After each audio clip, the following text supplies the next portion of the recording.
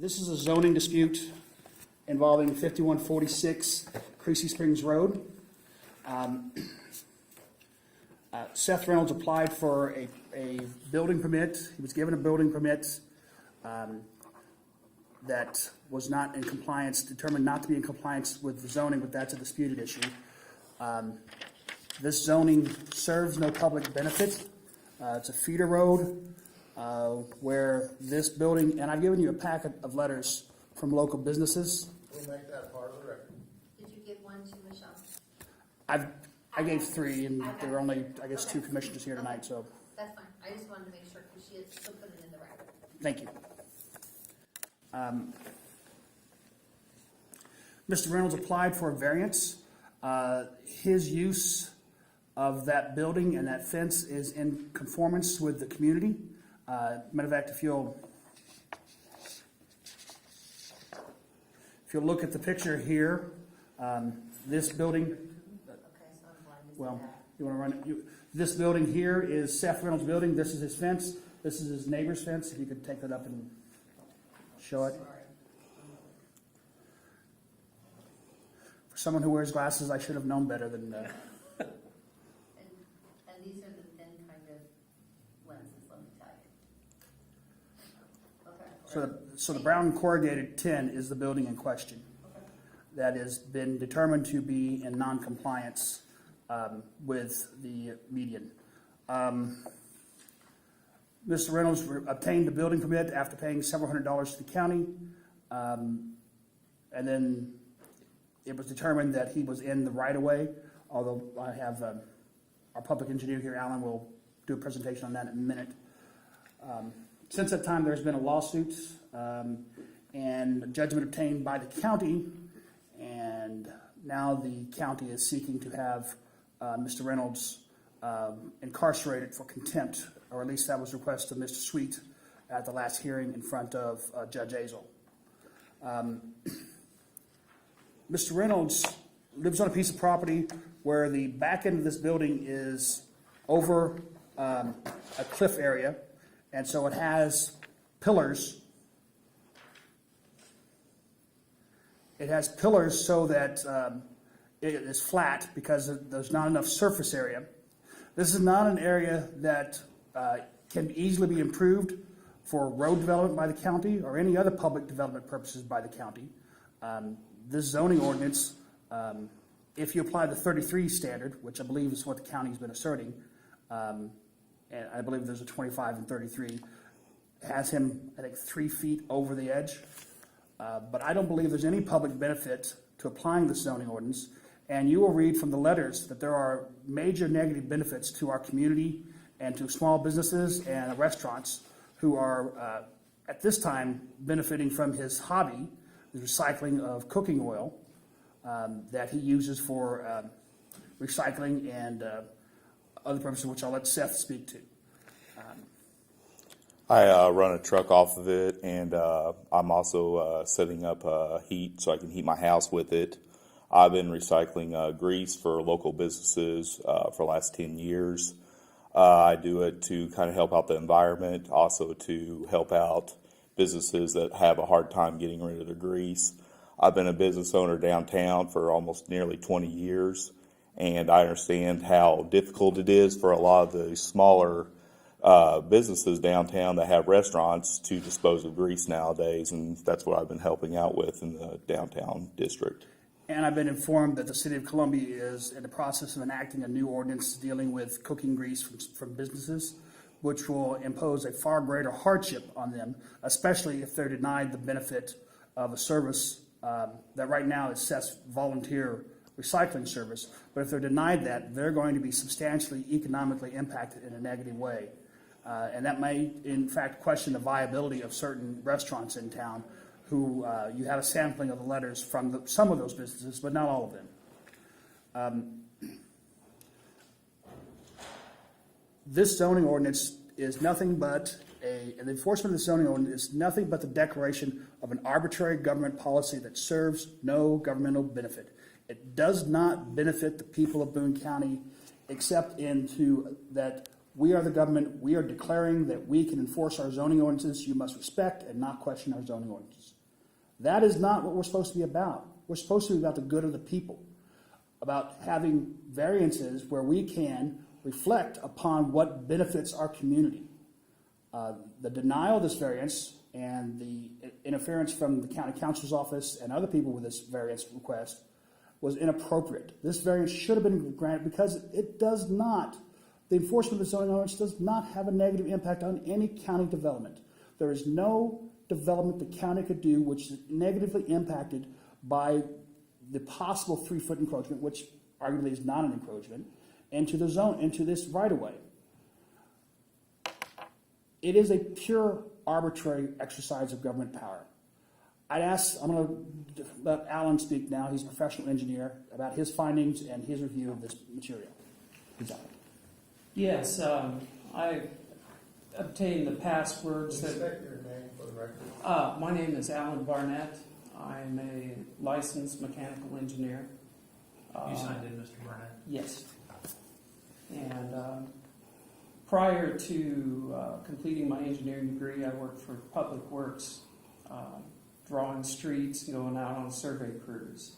For City or county? City of Columbia Public Works. And I did that for about 3.5 years. I went out with survey crews on the wastewater wetlands project, Ashland Gravel Road, and worked from surveyor's notes drawing streets. So I have a passing familiarity with surveying and the various platting and dimensions involved in measuring land. When I looked at the aerial view from the assessor's office of Seth's property, I realized that his original property as platted extended to the center of the road. In fact, defined the center of the road, about a 200-foot dimension, 210 some odd feet. And as currently shown on the assessor's tax map, it's around 180 feet and change. And that's because of the 33 feet that's being deducted for easement. And the county rightfully is not tax billing him for property he has no use of. So that means the lines on the tax assessor's map define not property lines where they approach the road, but right-of-way lines. And the right-of-way lines, as shown on the assessor's map, are clearly south of not only the building, the trees, and the fence of the area in question, the building on the east side of his property. And just to elaborate with what Steve was saying, by looking at the topographic lines from the beginning of his property near the roadway to the eventual creek bottom, over a distance of maybe 50 feet, the land falls 108 feet. There have been some who said something about safety issues with the building being too close to the road. Well, if you miss the building, you're going to do a 108-foot sleigh ride through oak trees into a creek. So it's a challenged area to build anything in. And when you look at the assessor's actual site, it doesn't show what their exhibit showed. And it's even more baffling if you look at the exhibit that was used. It states the photographs were taken in 2015 when the building is standing, and there's no building. So I don't know how they arrived at some of what they came to. There are survey points on the east end that you can find and are clearly flagged, but near the building there's nothing. And you can't use the center line of the road because that doesn't define anything. The roadway is not defining the position of the right-of-way. The right-of-way is positioning the allowed area for the road itself. Are you a licensed surveyor, sir? No, I'm not. And you're not representing yourself tonight as a surveyor, is that No. right?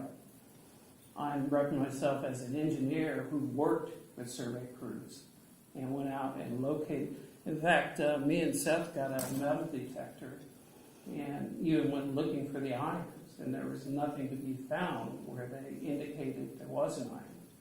Nor does the exhibit have any distances or bearings to any of the points identified.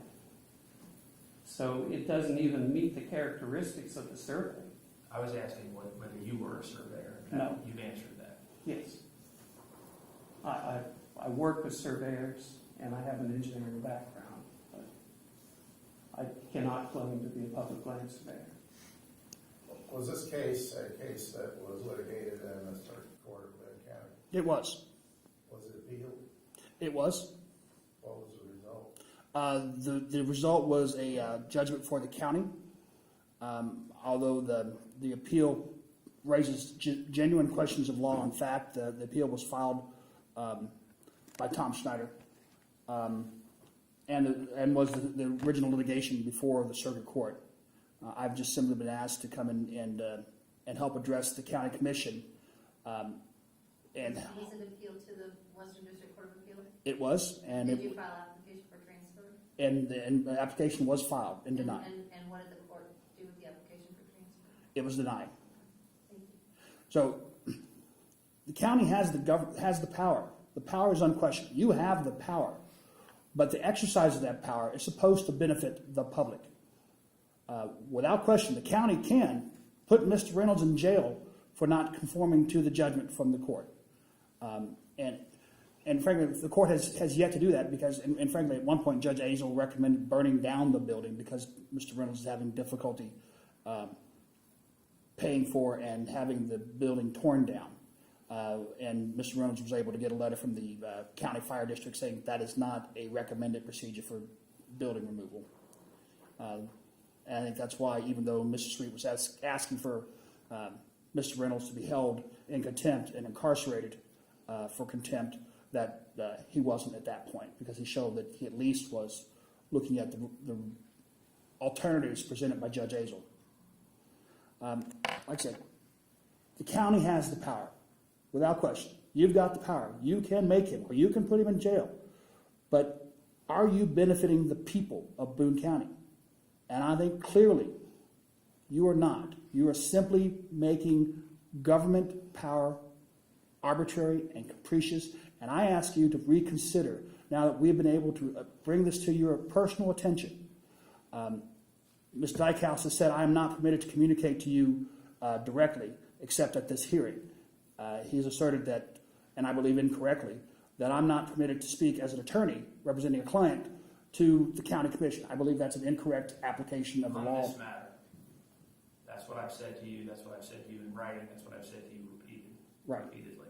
On And- this matter, Well, I actually, you're a little notified broader you than of my that. representation. All right.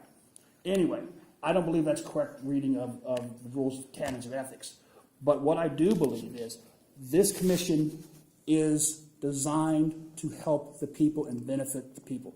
We've shown you letters from business owners who will be harmed by the enforcement of this ordinance. We've shown you where there is no benefit to the county by enforcing this ordinance. The county commission has the ability to stop the enforcement of this judgment. Or you could say, once we have something, we're going to run it through and we're going to make our ordinances inflexible. There have been arguments that county zoning ordinances are not applied equally throughout this county. I believe there was a Missouri article about Brousseau. But anyway, I ask that this commission look at the merits of this decision, that look at the merits of this application of the ordinance, and determine that a variance is warranted and withdraw this judgment and withdraw this matter and allow the small businesses who benefit from Seth Reynolds' services and allow the community and conforming use with his neighborhood to be permitted. And I will submit Alan Barnett's report and summary report as an additional exhibit.